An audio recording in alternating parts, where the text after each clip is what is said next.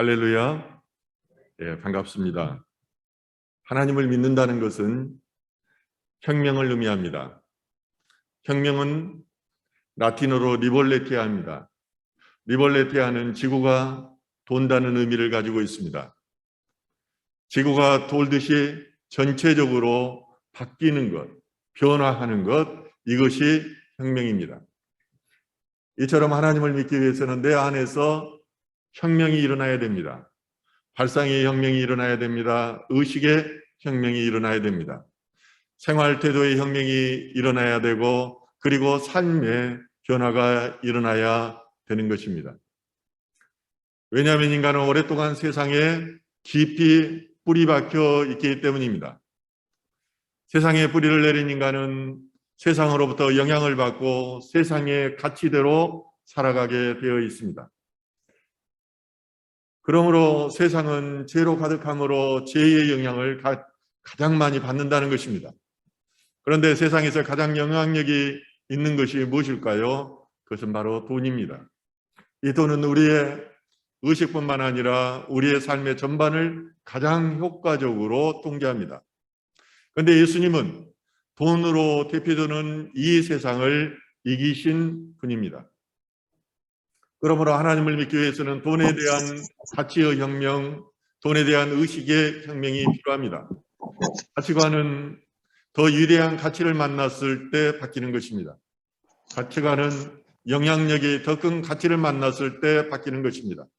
예수님은 돈보다 훨씬 더 위대하고 돈보다 훨씬 더 큰 영향력을 가지신 분이십니다.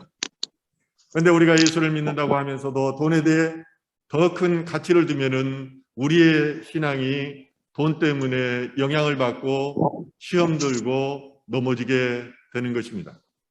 선악과를 따먹은 인간은 하나님께서 말씀하신 대로 영적으로 이미 죽은 자였습니다. 그런데 가장 슬프고 안타까운 것은 자신들이 죽었다는 사실을 믿지 않는다는 점입니다. 영원하신 하나님의 관점에서 100년이라는 시간은 순간에 불과합니다. 그런데 사람들은 지금 내가 숨 쉬고 있기 때문에 살았다고 생각합니다. 그러므로 영생이라는 관념이 없는 사람들은 이 세상에서 마음껏 누리고 마음껏 살다가 가면 그것이 잘 사는 것이라고 생각합니다. 그러나 예수 그리스도의 가치 안에서 서로 사랑하고 섬기고 나누는 삶이 그들에게는 참으로 어리석은 일로 여겨지는 것입니다. 제가 지난달에 대학에 입학한 지 이제 40여 년이 지나서 동기생들끼리 한번 만나자는 연락을 받았습니다. 카톡방을 개설해서 서로 안부를 묻고 자신들의 근황을 말하기도 했습니다. 그런데 저는 믿지 않는 동기들이 너무나 안타까워 보이는 것입니다. 기회를 얻든지 못 얻든지 저는 그 불쌍한 영혼들에게 복음을 전하고 싶었습니다. 그래서 전도영 긴 장문의 글을 카톡방에 올렸습니다. 그랬더니 당장 그 친구가 저 개인 카톡으로 연락이 왔습니다. 친구들이 그런 글을 싫어하니까 올리지 말라는 것입니다. 저는 충분히 이해합니다. 종교가 다르면은 반감을 가질 수 있기 때문입니다. 그렇지만 한편으로 제 안에 안타까운 마음이 밀려왔습니다. 60이 넘도록 예수를 모르고 죽어가는 그들의 인생이 참으로 불쌍한 그런 마음이 깊이 들었기 때문입니다. 인생에 가장 슬픈다는 것은 모른다는 것을 의미합니다. 그들은 영적인 세계도 모르고 하나님에 대해서도 모릅니다. 더욱이 죽으면 또 다른 세계가 있다는 사실을 어렴풋이 알지만은 그것을 인정하기가 싫은 겁니다.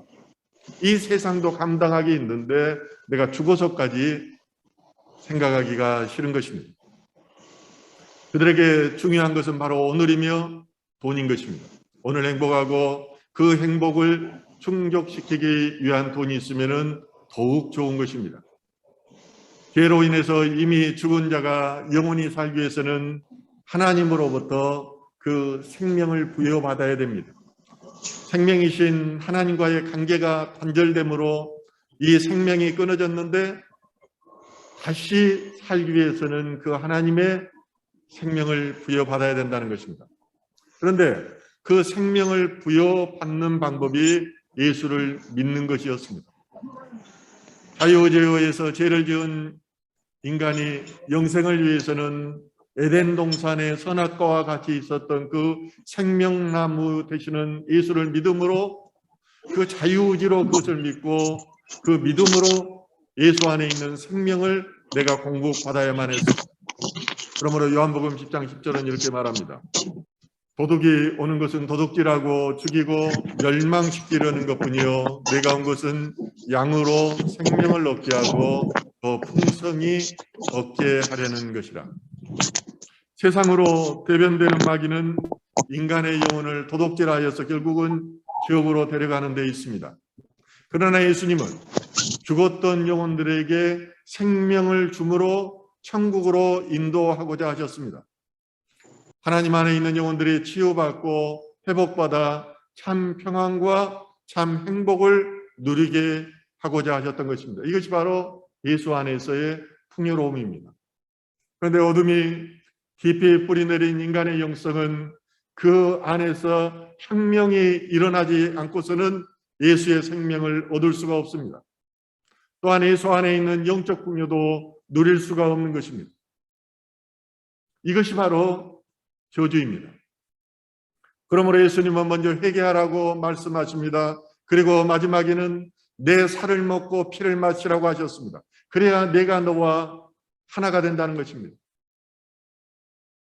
포도나무에 너희가 가지처럼 열려야지 너희가 열매 맺는 영생의 삶을 살 수 있다는 것입니다. 요한복음 6장 53절은 이렇게 말합니다. 예수께서 이르시되 내가 진실로 진실로 너희에게 이르노니 인자의 살을 먹지 아니하고 인자의 피를 마시지 아니하면은 너희 세계에 생명이 없느니라. 첫째, 아담으로 인한 죄로 인해서 죽은 인간이 사는 방법은 둘째 아담으로 오신 예수를 믿는 것이었습니다. 그러므로 예수님께서는 자신이 온 것은 생명을 얻게 하려 함이라고 말씀하십니다. 그런데 이 예수 생명을 얻기 위해서는 가장 큰 걸림돌이 있습니다. 그것이 바로 돈입니다. 돈이 예수님께 나아가는 나의 발목을 잡는 것입니다. 오늘 본문의 마태복음 8장은 내용에 있어서 예수의 사역을 네 부류로 구분하고 있습니다. 첫째는 육체적 질병에 대한 치유입니다. 둘째는 정신적 질병에 대한 치유입니다. 셋째는 초자연적인 기적을 보여주고 있습니다. 그리고 마지막 네 번째는 귀신 들린 사람에 대한 치유입니다. 그런데 오늘 본문의 내용은 예수님의 사역 중에 네 번째인 귀신 들린 사람의 치유에 관한 것을 기록하고 있습니다. 오늘 본문 28절은 이렇게 시작합니다. 또 예수께서 건너편 가다라 지방에 가시매 귀신 들린 자 둘이 무덤 사이에서 나와 예수를 만나니 그들은 몹시 사나워 아무도 그 길로 지나갈 수 없을 지경이더라. 오늘 본문은 예수님께서 갈릴레오서 건너편 가다라 지방에 이르렀을 때 무덤 사이에서 나온 귀신 들린 두 명을 만났다고 소개하고 있습니다. 이 가다라 지방이 어디 지역인지에 대해서는 신학적인 논쟁이 있습니다. 왜냐하면 이 사건을 기록한 마가와 누가는 본절의 내용과는 다르게 거라사 지방이라고 기록해 놓았습니다. 그런데 이 지역은 가다라 지방이 맞는 것 같습니다. 가다라는 갈릴리 해변에서 이어지는 몇 개의 길이 있는데 그 길이 끝나는 지점은 산으로 연결되어 있기 때문입니다. 따라서 본문의 내용과 일치합니다. 거기에 그 길 주변에는 고대의 무덤이 흩어져 있었습니다. 이 무덤은 벼랑에 바위백을 깎아서 만든 조그만 구레 모양을 하고 있었습니다. 여러분들이 이스라엘을 가면은 알겠지만은 이스라엘 땅은 석회질로 되어 있습니다. 그래서 이것을 날카로운 걸로 긁어내면은 굴이 파집니다. 그리고 바람을 맞으면은 돌처럼 바위처럼 굳어져 버리는 것입니다. 그리고 무덤 중 일부는 사람들로부터 버림받은 귀신 들린 자들의 거처로 사용하였던 것 같습니다. 그 귀신 들린 자들이 얼마나 사나웠는지 사람들이 그 길로 지나갈 수가 없었습니다. 그 강포간 행위에 대해서 마가는 이렇게 설명합니다. 여러 번 고랑과 쇠사슬에 매였어도 쇠사슬을 끊고 고랑을 깨뜨렸다. 더욱이 밤낮 무덤 사이에서나 산에서나 늘 소리 지르며 돌로 제 몸을 상하였다고도 말합니다. 이런 귀신 들린 자의 행동으로 인해서 사람들은 그들을 두려워하였습니다. 그들이 있는 지역을 지나가는 것도 매우 꺼렸습니다. 오늘날도 정도의 차이는 있을지언정 가나다 지방의 귀신 들린 자처럼 어둠에 사로잡혀서 광기를 부리고 살아가는 사람들이 흔히 있습니다. 우리는 그것을 성격 장애자들, 이상 성격자들로 분리해버리고는 말지만은 그 안에는 깊은 영적인 의미가 있는 것입니다. 어떤 이들은 밤이 깊어지면 가족들을 죽이겠다고 협박하기도 합니다. 그리고 실제나 부모나 형제를 살해하기도 합니다. 자신의 어린아이를 두고 게임방에 가서 아이를 죽게 하는 경우도 있었습니다. 이웃집들을 못살게 굴며 횡포를 부리는 이들도 있습니다. 이들의 강포간 행위로 인해서 사람들이 두려워하고 가까이 하려고를 않는 것입니다. 신앙인들 중에도 이와 같이 어둠의 영에 사로잡혀서 힘들어하며 괴로워하다가 매일매일을 살아가는 이들이 있습니다. 이러한 원인은 말씀과 삶의 불일치에서 오는 것입니다. 그릇된 믿음에서 오는 것입니다. 하나님의 말씀을 삶에 적용시키지 못하고 죄책감을 가지며 살아가기 때문에 악한 영이 이 빈틈을 타고 들어와서 공격하는 것입니다. 귀신은 영적인 그런 존재입니다. 그래서 그 안에 참 믿음이 있는지, 그 안에 예수 생명이 있는지 잘 압니다. 참 믿음이 없는 사람 안에는 예수의 능력이 나타나지 않는다는 사실도 잘 압니다. 그래서 그런 사람들은 마음대로 가지고 노는 것입니다. 그런데 어찌 된 일인지 오늘 본문에는 귀신 들린 자들이 예수님을 보자 오히려 두려워합니다. 오히려 예수님께 자비를 구하고 그에게 간청하고 있는 것입니다. 오늘 본문 29절은 이렇게 말합니다. 이에 그들이 소리질러 이르되 하나님의 아들이여 우리가 당신과 무슨 상관이 있나이까? 때가 이르기 전에 우리를 괴롭게 하려고 여기 오셨나이까 하더니, 귀신 들린 자들은 악력이기는 하지만은 영적인 안목을 가지고 있습니다. 그래서 예수님이 하나님의 아들인 것을 알아보았습니다. 그럴 뿐 아니라 예수의 크신 권능을 알고 있었습니다. 정말 때가 되면 예수님께서 명령하여 자신들을 지옥으로 보낸다는 사실도 알고 있었습니다. 그런데 귀신들은 심판주로 오신 예수님의 때가 되지도 않았는데 왜 자신들을 괴롭게 하느냐고 그렇게 말합니다. 본문의 내용으로 볼 때 예수님은 귀신들을 향해서 아무런 말씀도 아직까지 하지 않으셨습니다. 그냥 예수님과 귀신들과 직면하기만 했습니다. 그런데 귀신 들린 자들이 미리 일어난 일을 알고 무서워 떠는 것입니다. 이처럼 영의 세계에서는 직면하는 것만으로도 하나님의 능력이 내 안에서 나타나는 것입니다. 만약에 참 믿음을 가진 성도가 점쟁이를 찾아가더라도 예수의 능력이 그 안에 나타납니다. 점을 볼 수가 없습니다. 점쟁이가 발발 떨면서 구석으로 숨는 것입니다. 예수의 능력이 나타나기 때문입니다. 십자가가 보이기 때문입니다. 이때 귀신들은 스스로 무서워 떨며 만일 우리를 쫓아내려거든 돼지떼에 들어 보내달라고 예수님께 요원합니다. 그러자 예수님께서 하신 말씀은 오늘 본문 중에서 유일한 한 구절입니다. 가라. 그렇게 하라는 것입니다. 네가 원하는 대로 하라는 것입니다. 그러자 귀신 들린 사람에게서 귀신들이 나와가지고 돼지떼에게로 들어갑니다. 그리고 돼지떼들이 비탈로 내려달렸는데 모든 돼지들이 바다에 들어가서 몰살했다고 오늘 성경은 기록합니다. 다른 복음서에서는 돼지의 숫자를 2,000마리나 되었다고 구체적으로 말하고 있습니다. 한 마리당 50만 원씩만 계산해도 2,000마리는 10억의 가치가 있는 숫자입니다. 두 명의 사람 안에 참 생명이 들어갔는데 그것으로 인해서 10억의 손실이 일어난 것입니다. 이것이 바로 우리의 신앙생활에서 일어나는 영적인 일입니다.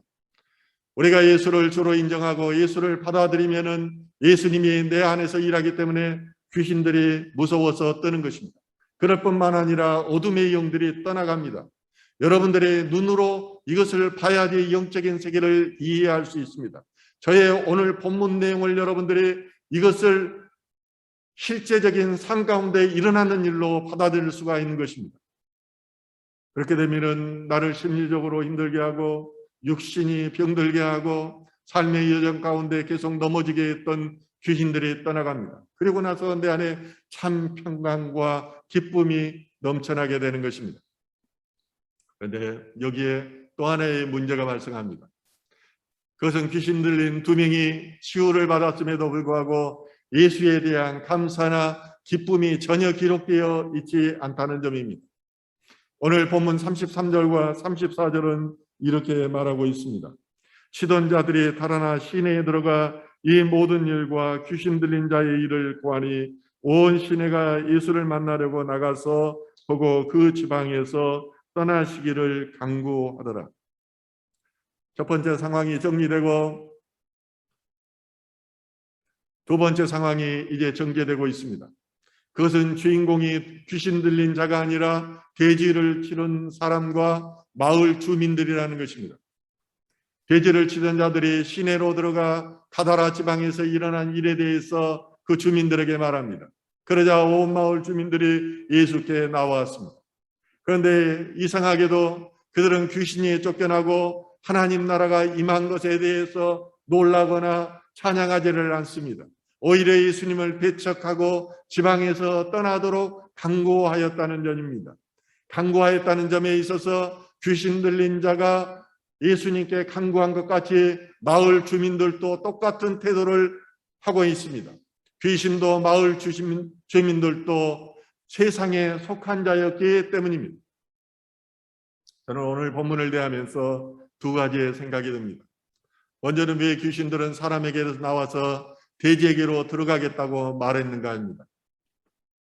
두 번째 들은 생각은 왜 마을 주민들은 메시아로 오신 예수님을 배척하였는가 하는 것입니다.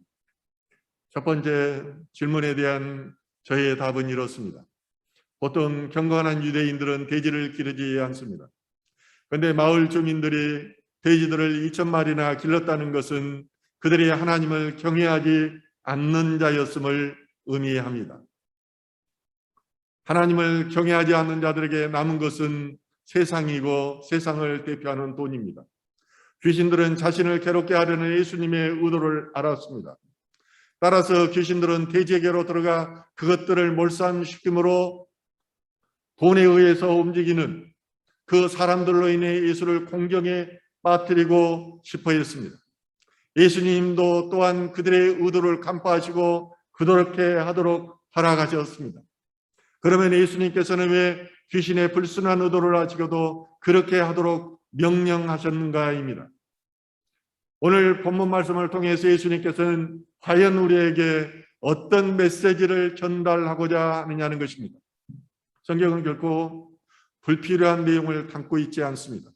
축약하고 축약해서 꼭 필요한 말을 메시지만을 전달하는 것입니다. 따라서 오늘 본문 말씀해 주시는 메시지는 돈이냐 생명이냐는 너희들 스스로가 선택하라는 것입니다. 너희가 자유의지에서 선악과를 선택하였지만은 이제 생명나무로 오신 나를 선택할지 계속해서 돈을 선택할 것이는 너희의 몫이라는 것입니다. 한 인간의 생명은 10억이라는 돈으로 값어치를 매길 수 없는 고귀한 존재입니다. 그런데 에덴 동산에서 죄를 지은 인간들이 먹음직도 하고 보암직도 하고 탐스럽기까지 한 선악과를 먹음으로 하나님의 생명을 포기하고 세상을 선택하였던 것입니다. 마찬가지로 오늘 본문에서도 사람들은 귀신이 들려서 아무런 소망도 없이 어둠 가운데 죽어가 있었던 두 사람에게는 전혀 관심이 없었습니다. 그들의 관심은 오직 물에 빠져 죽은 2,000마리의 돼지에게 있었습니다. 그러므로 두 번째 질문인 마을 주민들이 메시아로 오신 예수님을 배척하였던 이유는 돈 때문입니다. 만약에 수많은 사람이 이곳에서 계속 있어서는 앞으로 얼마나 더 많은 세상상의 손해를 끼칠지 모른다는 생각이 그들로 하여금 예수를 배척하게 만들었습니다. 그러므로 그들은 예수를 거부했고 마을에서 예수를 내쫓았습니다. 그들은 생명보다 돈을 선택함으로 귀신의 전략에 동조하였습니다. 예수님의 사역에는 인간으로서는 완전히 이해할 수 없는 부분들이 많이 있습니다. 인간의 제한된 지식과 지혜로는 예수님의 뜻을 알 수가 없는 것입니다. 가장 명확한 뜻은 하나님께서 음성으로 직접 들려주시면은 그것을 가장 정확하게 알 수 있습니다. 그러나 아무에게나 하나님은 음성을 들려주지 않습니다. 열정적으로 경건함으로 하나님의 뜻을 구하는 자에게만 그 뜻을 알려주는 것입니다. 요한복음 8장 12절은 말씀합니다. 예수께서 또 말씀하여 이르시되 나는 세상의 빛이니 나를 따르는 자는 어둠에 다니지 아니하고 생명의 빛을 얻으리라. 빛을 보고 귀신 들린 두 사람은 생명의 빛을 얻었습니다. 그러나 그 빛을 거부했던 많은 사람들은 계속해서 어둠 가운데 있어야만 했습니다. 그들은 예수님이 아니라 돈을 선택하기 때문에 구원을 받지 못한 것입니다. 일시적으로 사단은 성공한 것 같았지만은 그들은 자신들의 입에서 고백한 것처럼 예수에 의해 심판받을 존재들입니다. 주님께서 재림하실 때 사단 마귀들은 지옥으로 떨어질 존재이며 그를 추종했던 세력들도 영벌에 처해질 것입니다. 이것을 두려운 마음으로 우리는 믿으셔야 합니다. 사도행전 16장에 보면은 빌립보에서 바울이 사역할 때 점을 짓는 귀신 들린 여종이 바울을 계속 쫓아다니면서 이렇게 말합니다.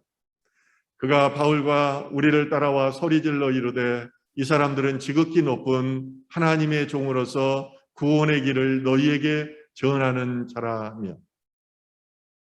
얼마나 맞는 말입니까? 그리고 바울을 높이는 말입니까?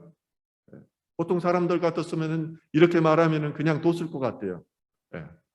저희 귀신의 입으로 복음을 전하고 있으니까요. 그러나 바울은 매우 괴로웠습니다. 왜냐하면 이 말은 하나님의 음성이 아니라 귀신의 소리였기 때문입니다. 그래서 그 여종에게서 예수 그리스도의 이름으로 귀신아 떠나가라고 명령합니다. 그러자 귀신 들린 여종이 안에 있던 귀신이 떠나가게 되고, 그런데 문제는 그 여종이 저금을 침으로 많은 경제적을 이익을 얻었던 주민들로부터의 핍박이 있었습니다. 그로 인해서 귀신이 떠나감으로 더 이상 점을 칠 수가 없었고 그것으로 인해서 돈을 벌 수가 없었기 때문입니다. 그들은 바울과 실라를 붙잡아 광장의 법정으로 끌고 갑니다. 그리고 집정관과 치안판사들 앞에 그들을 세웁니다. 그리고 그들은 자신들이 돈을 벌지 못하게 된 상황에 대해서는 일체 언급하지 않습니다. 오히려 다른 명분을 내겁니다. 이 사람들의 유대인인데 우리 도시를 매우 소란스럽게 하고 있습니다. 로마인인 우리로서는 받아들일 수도 없고 실천할 수도 없는 부당한 풍속을 전하고 있습니다라고 말하는 것입니다. 그러자 집장관들은 옷을 찢어 벗기고 그들을 매질하라고 명령했습니다. 이것이 바로 믿음 없는 자들의 모습입니다. 복음이 전해질 때 언제나 두 가지로 나눠집니다. 하나는 수용하는 자, 하나는 핍박하는 자입니다. 귀신을 쫓아다니는 예수 그리스도의 능력을 보고 그 말씀에 순종하는 것이 아니라 돈을 보고 돈을 추종하며 그들을 고발하였습니다. 이들이 세상 사람들의 모습입니다. 그러나 예수 생명은 바울과 실라가 갇힌 감옥 안에서도 계속해서 역사합니다. 갑자기 큰 지진이 나고 옥문이 움직입니다. 그리고 광옥문이 열리고 채였던 이 착고가 끊어져 내리는 역사가 일어납니다. 이러한 현상을 보고 이 책임을 물어서 죽을 수밖에 없었던 간수들은 바울에게 이렇게 말합니다. 사도행전 16강 31절입니다. 이르되 주 예수를 믿으라. 그리하면 너와 내 집이 구원을 받으리라 하고, 예수의 능력 앞에서 돈을 쫓았던 사람들은 구원을 얻지 못했지만은 예수의 능력 앞에서 두려워 떨며 자신의 생명까지도 버리려고 했던 간수는 이 예수님의 말씀을 듣고 구원을 얻을 수 있었습니다. 중요한 점은 반응입니다. 이 반응이 말씀에 대한 순종으로 나타날 때 하나님도 반응하시는 것입니다. 오늘날도 교회를 다닌다고 하고 신학교를 나왔다고 하면서도 하나님께는 반응하지 않는 성도들이 너무나 많이 있습니다. 하나님의 말씀에 순종하지 않는 것은 아무리 신학교를 나왔어도 반응하지 않는 것입니다. 세상에 반응하고 세상의 가치를 쫓는 것에 불과한 것입니다. 믿음은 지식이나 시간, 직분이 아닙니다. 하나님 말씀에 대한 순종입니다. 믿음은 공부나 연구로 되는 것이 아니라 경건에 이르도록 연습하는 삶 속에 나타나는 은혜인 것입니다. 따라서 우리 인생도 무조건 열심히 살아간다고 되는 것이 아닙니다. 모든 사람들은 열심히 살아갑니다. 그러나 중요한 것은 방향입니다. 방향이 잘못된 사람들은 비전 없이 분주하는 삶, 눈밭에 뛰어다니는 개와 같은 방향 없는 열심인 것입니다. 마가복음 10장 23절과 25절은 이렇게 말합니다. 예수께서 둘러보시고 제자들에게 이르시되 재물이 있는 자는 하나님 나라에 들어가기가 심히 어렵도다 하시니 제자들이 그 말씀에 놀라는지라. 예수께서 다시 대답하여 이르시되 얘들아, 하나님의 나라에 들어가기가 얼마나 어려운지 낙타가 바늘기로 나가는 것이 부자가 하나님 나라에 들어가는 것보다 쉬우니라 하시니라. 당시 유대인들은 그의 축적은 하나님의 축복과 정비례하는 것으로 알고 있었습니다. 그런데 예수님께서 부자가 하나님 나라에 들어가기가 낙타가 바늘기로 나가는 것보다 어렵다고 이렇게 말씀하십니다. 이 말을 듣고 제자들이 얼마나 놀랐겠습니까? 기존의 가치, 기독교의 믿음, 기존의 지식과는 전혀 반대되는 것이었습니다. 그래서 제자들이 매우 놀라 서로 말하되 그러면 누가 구원을 얻을 수 있는가? 여기에 대해서 예수님께서 말씀하십니다. 사람으로는 할 수 없으되 하나님으로는 그렇게 아니하니 하나님으로서는 다 할 수 있는 일. 하나님의 은혜로 된다는 것입니다. 그렇습니다. 구원의 문제는 사람이 할 수 있는 것이 아닙니다. 오직 하나님께서 하시는 것입니다. 예수님께서는 지금 재물 자체가 나쁘다고 말씀하시지 않습니다. 재물에 지나친 가치관을 두는 것이 옳지 않다는 것입니다. 재물에 지나치게 집착하다 보면 하나님 나라에 들어가는 것을 차단하는 걸림돌이 될 수 있다는 것입니다. 오늘 본문에 나오는 가다라 지방의 주민들도 재물 때문에 말씀이 육신이 되어 오신 예수님을 만났지만은 구원은 받지 못했습니다. 빌립보 지역의 점치는 여인의 주인들도 재물 때문에 예수를 믿지 못하고 구원을 받지 못했습니다. 그러나 감옥의 간수는 주 예수를 믿으라는 예수님의 말씀에 순종하였습니다. 그 말씀에 반응하였습니다. 그러므로 그 자신이 구원받았을 뿐 아니라 온 가족이 구원을 받았습니다. 로마 사회는 당시에 그 가장 중심의 공동체였습니다. 가장 중심으로 돌아가는 사이였어요. 거기서 온 가족이 구원받았다면 그 식구들 모두가 구원받았음을 의미합니다. 중요한 것은 돈이 아니라 말씀에 대한 반응이며 순종입니다. 말씀에 순종하지 않는 신앙은 예수를 믿는 것이 아닙니다. 목사가 되어서도 세상의 명예를 쫓고 물질을 쫓고 세상의 가치를 쫓아가는 사람들이 있습니다. 저는 그런 모습을 볼 때 가장 비참해집니다. 그런데 그런 것은 하나님을 믿는 것이 아니라 하나님을 욕되게 하는 것입니다. 교회에서도 직분자들이 성도들을 섬기고 교회를 섬기려고 하는 것이라 섬김 받기를 좋아하고 세상의 것들을 가져와 가지고 교만을 떠는 경우가 있습니다. 정치 이야기를 하고 교회 안에서 하나님 이야기를 하고 전도 이야기를 하는 것이 아니라 세상의 돈 자랑을 하는 이들이 있습니다. 이런 것 또한 세상을 쫓는 것에 불과하다는 것입니다. 오늘 본문을 통해서 성경은 우리들에게 분명한 결단을 요구합니다. 그것은 바로 영생을 추구하라는 것입니다. 재물은 있다가도 없어지는 것입니다. 그래서 주시면 감사하고 주시면은 하나님의 뜻을 따라 사용하는 것입니다. 없어도 감사하는 것입니다. 많은 재물을 얻고도 생명을 잊으면은 아무것도 아니라는 것을 우리는 알아야 합니다. 세상 가운데 직면해서 살아가자면은 늘 돈이 필요하고 돈이 나를 시험에 들기도 합니다. 그러나 분명한 것은 그럼에도 불구하고 생명을 주시는 예수를 의지할 때 우리 안에는 참 소망과 참 기쁨이 있다는 점입니다. 생명 넣으시는 예수 안에서 영생의 기쁨을 누리는 저와 여러분 되시기를 주님의 이름으로 축원드립니다.